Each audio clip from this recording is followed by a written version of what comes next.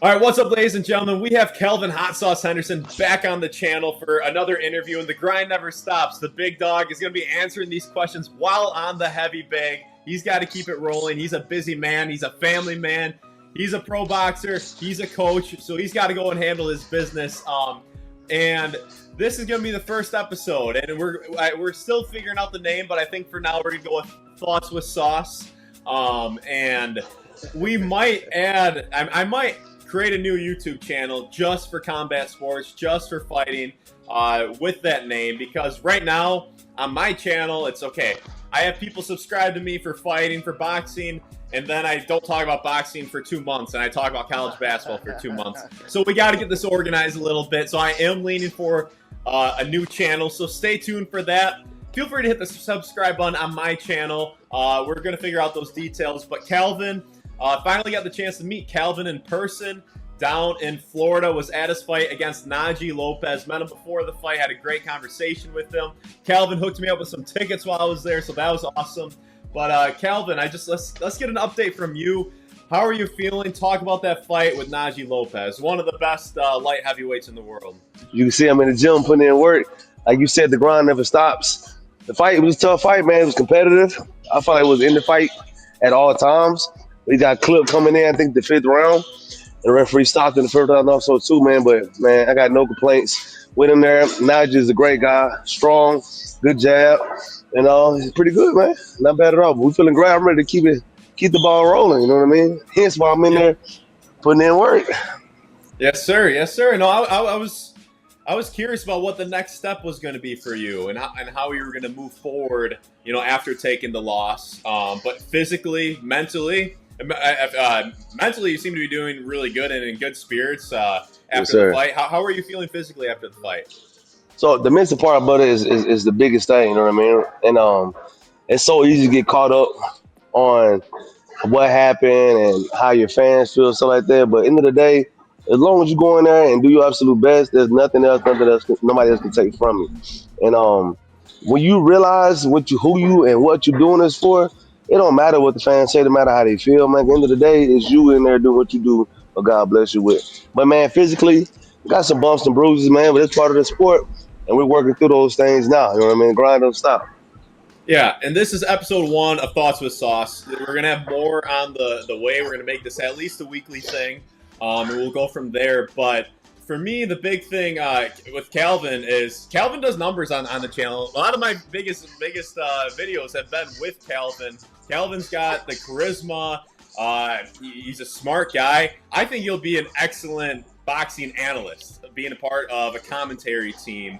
And so I think this could be a great transition for you, Kalvin, into the future. Yes, sir. Getting rolling with this, and then once you wrap it up with your boxing career, I think it'd be a seamless transition. But we're gonna lock in on this right now.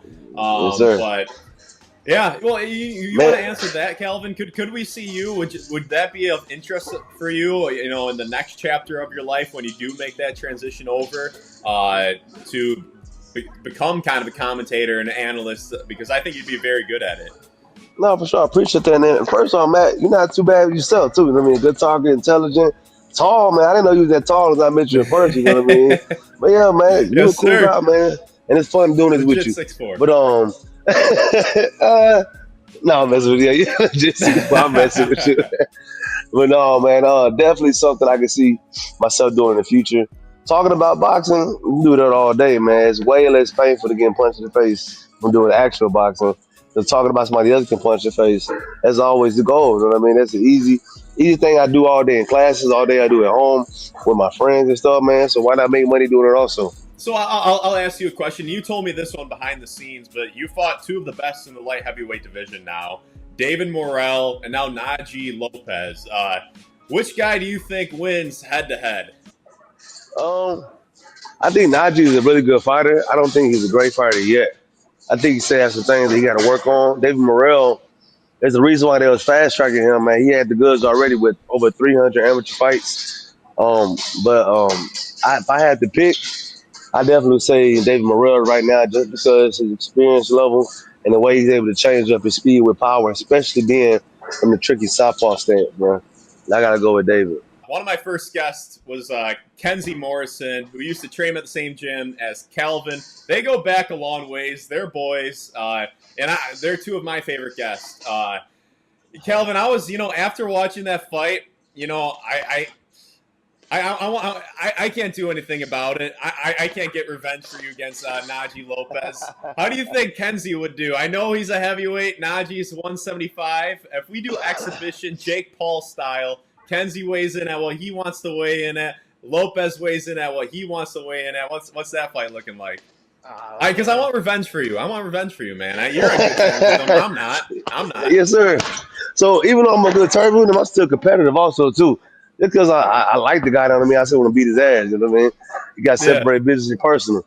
So I definitely wouldn't mind fighting him again. There was nothing I saw in the ring that made me go like, yeah, stay away from him at all. So me, my whole life, I get my own revenge. I'm trying to put myself back in the ring. You know what I mean? Kenzie, that's my boy. You know what I'm saying? He would do good against us too, but put me back in, coach. Yeah. Here's the thing with Lopez, though. I didn't realize he fought at 200 pounds. He used to fight at 200 pounds. You used to fight at 168. Correct. Yeah. So he fought 200 pounds in the amateurs, and then when he first turned professional, he was still fighting around that weight too. Yeah. And I actually fought at 165 in the amateurs, then turned pro at 160, then 168, and now 175 now. Bro, I don't like his size. That's the one thing I don't like, man. He is a big ass light heavyweight. He's tall, man. I looked at the face off, and I was like, you look a lot thicker than he does at the face off. Yeah. In the weigh-ins, yeah. And then when it came to fight night, he walked in the ring. I was like, holy shit, that guy's huge. He's tall. He's lengthy. He's got that cowboy hat made him look extra tall, man. I respect that you want to get back in the ring with him because he's a scary son of a bitch. That guy. Man. I was scared of him from the crowd. Yeah, Bricky said was just linked, man. It was a length. It was the length of his arm. We knew that was gonna be a challenge going into the fight, though. So it's not nothing that happened on fight night that surprised us. Really, the biggest thing that really, I won't say surprised us, that we was like shocked by was his patience. All the other fights we seen him, he was kind of overly aggressive. He was kind of throwing his punches without really being responsible on the backside with defense. But man, that fight, man, he was very disciplined. Even his corner was yelling out during the fight, no, take your time, patient, jab. You know what I mean? That's the biggest. If I had to say shocker, that's the biggest kind of thing we seen from film to actually in the ring with him, was just him and his patience in that fight. That's because he respected you. He had a lot of respect for you, and he fought his most disciplined. That was probably his best fight, because you were his best opponent, and that raised up his level. And he showed up with a lot of respect for you. He told you behind the scenes how much he respected your skill set and how you carried yourself just in the whole fight process. We got the update from you now. Let's talk a little bit. You are the former sparring partner of Jake Paul. A lot of people find that very interesting about you, including myself. Jake Paul, Tank Davis is off. Tank Davis beat one too many women, so that fight's not going to happen. So I'm seeing rumors, and I will say you picked Tank Davis to win that fight. I was going to go with Jake Paul. Skills pay the bills, yes, but there's diminishing returns where I think Jake would have just been a little bit too big for him. So Francis Ngannou, Jake Paul. Ngannou, the guy who fought Tyson Fury, 6'5", 270 pounds of all muscle, fought Tyson Fury, had success against him. They got flatlined against Anthony Joshua. What do you think that fight would look like between Jake Paul and Francis Ngannou if that were to happen? Because Jake has reached out to his team, and Ngannou said, don't disrespect me. He kind of denied it, but I wouldn't be stunned if it actually materializes. It makes sense for both guys, and it's a huge payday. That's just weird to me because, Francis Ngannou is not technically a boxer. Even though he has professionally fought in a boxing ring, he's more of an MMA fighter. You would think, being a fighter, if you got out for the opportunity to fight Jake Paul, why would you say no to that? Especially you being as big as you are, as strong as you are. Apparently, one of the hardest punching humans on the planet, you know what I mean? So that right there kind of raised my eyebrow. Like, did he really get an offer, or he just doing that for clout? You know what I mean? No, he got an offer. He got an offer. Like they called him. Yeah. They called him. He told this came from Francis. He said yes. The Jake Paul team called me. and he was like, "What can I do for you?" And he didn't realize that they were talking to him about being the Yeah, replacement for Tank Davis. He's like, yeah, "Me?" And then yeah, he found that as disrespectful. But what's the interesting thing yeah. to me is Francis Ngannou is the one who took it public. Jake's team reached out to Francis behind closed doors. And then Of Francis course, has a TMZ interview and says, "That was disrespectful." I just think it's an that's odd thing. But yeah, carry on. I just wanted to add that context in. that's crazy. That's really crazy to me that, like I said, that he even declined that fight. You know what I mean? But at each his own. But that fight is dangerous for Jake because the guy, dude, is huge. You know what I mean? And like It's Anthony Joshua is huge. big too. So Anthony Joshua is skilled and boxing, been boxing almost his whole life. And so I can't see Jake Paul wanting to fight Francis Ngannou. You know what I mean? That was a little shocking to me. Maybe they were just kind of seeing people say yes or not and go back and go, no, man, we got somebody. You know what I mean? But that was weird. And even for Francis to say it was disrespectful is still even weird. You know what I mean? Like that's what fighters do, right? Fighters fight. How is it disrespectful to get called out for a fight? You know what I mean? That's what I don't understand. But teach his own, though, man. Yeah. Well, what do you think happens if they were to fight? Make a prediction. It's hard to go against Francis, man, being as big as he is and strong as he is. And remember, he gave Tyson Fury a run from his money. You know what I mean? You could say he Like I'm beat not. Tyson Fury. You can say that Yeah, it somebody was. say he beat him. Yeah, it was close. Yeah, Tyson Fury had to it dig, got was. to go in his bag and actually pull out some experience, but Francis Fury made hit it him with a competitive. nasty elbow. Fury was the Hell one, not yeah. Ngannou. Everyone's And like, "Oh, Francis was Ngannou like, needs to do some MMA," and Francis was and like, oh Fury, well, yeah. elbowed Well, him. Francis don't mess up he about just it. ate. Yeah, he just ate a nasty elbow from a Hell 270 yeah. pound man who's So was the best imagine Jake. heavyweight at the time. Correct. So imagine Jake, who was walking, let's say just 200, 210 pounds, right? I don't think that's a really good matchup for Jake. You know what Yeah. I You mean? want my thoughts? Yeah, well, of course. Jake's fucking him up. As I walk off, man. As I walk off. Ooh, man. Dude, that shit is funny, man. That's funny as hell, dude. That's a clip right there to sell, man. That's a clip. Oh shit! Hey, but but he, whatever you drinking midday in your coffee, man. I need some of that shit too, man. Whatever you put into your coffee midday. yeah. Okay. So here's what I think about that fight.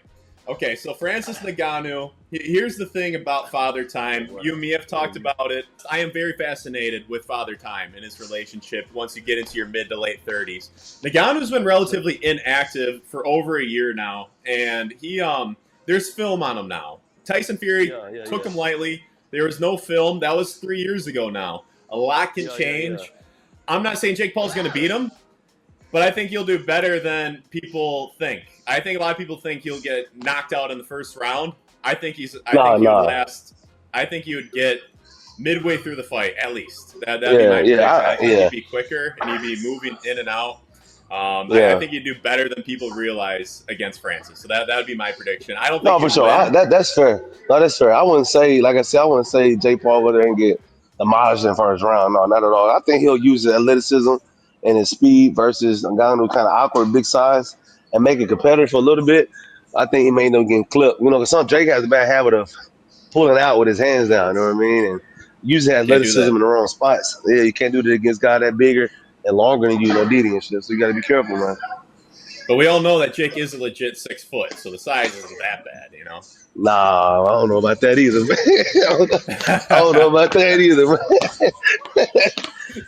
For context, Kalvin is not a believer that Jake is 6 feet tall. For those who want a little context, because Calvin's part Hey, of Calvin's 6 foot, and he said we got the picture. We got the evidence. We have the Calvin evidence. You thinks know what I mean? it's generous that he's like 5'10" and a half. And that's being I don't generous. know. That's being generous. So you think he's like five It's being nine, generous. Nah, I think it depends on what shoes you have on that day. If he's 5'10" and a half barefoot, or 5'10", barefoot. He's going to the doctor. How tall is he? he's probably 5'10", like scratching 5'10", tippy Scratching toes. 5'10", barefoot. Yeah. So yeah. So I think yeah, it'll be interesting. Time will tell. But yeah, we can move on to our next few topics, and then we'll close this off. But once again, a reminder for everybody: this will be at least a weekly thing. And yeah, we might create our own YouTube channel, maybe our own podcast for it. But at the very least, it will be on my channel moving forward. So hit that subscribe button. Yeah, let's move on to and we talked about this before, but Floyd Mayweather, Manny Pacquiao, they're having conversations again. The off. What do you think about that? And then there's Floyd versus Tyson that might happen in an exhibition, which will probably be just stealing. It'll be a thievery of them just stealing people's money. Correct. But what do you think about Floyd and Manny in 2026? First off, Unkoff is crazy work. That shit is hilarious, man. But second, Manny Pacquiao is still fighting like young cats, like competitively. He's not just doing exhibitions and cashing checks. This motherfucker is actually in there fighting Mario Barrios, who is a world champion, or is a world champion. And so Floyd, man, I'm just so sick and tired of Floyd, man. You know what? I hope they do fight. I hope it's a real fight, and I hope Manny Pacquiao puts that work on him. You know what I'm saying? But I think Floyd maybe has lost a step because he's doing a lot of exhibition matches, fighting Arturo Gotti the third, and fighting this guy, fighting Logan Paul. You know what I mean? So I don't know if he's as sharp because he's not competing or sparring. At least I don't think so with that caliber anymore. But yeah, man, let's get it. You know, why not? You know what I'm saying? See Manny Pacquiao can do it the second time through. All right, ladies and gentlemen, this is the first episode. We'll for now we'll call it Thoughts with Sauce and Matt. It'll be Thoughts with Sauce and Matt for now. Yeah, make sure to subscribe. We're gonna see where this goes, and perhaps Kalvin and I will do some joint interviews with some guests. We'll have some exciting stuff down the pipeline here. But thank you for watching, and we will see you soon. Yes, sir. Y'all make good choices.